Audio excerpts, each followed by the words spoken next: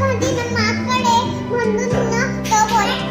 धान्य ठेवून म्हणून तो गेला जंगल मध्ये आणि ना त्याला भूक लागली म्हणून ना तो ना आगे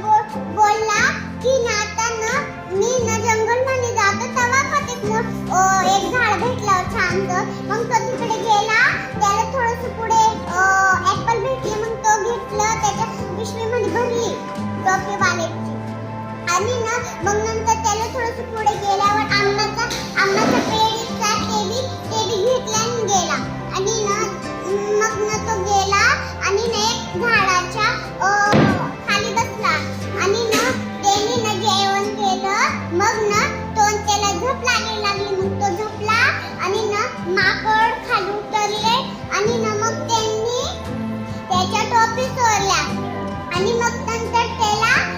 जाग आली मग त्याने बघलं हो अरे बापरे माझे सगळे टोपे गायब झाल्या आणि मग ते एकच टोपी उरली मग ना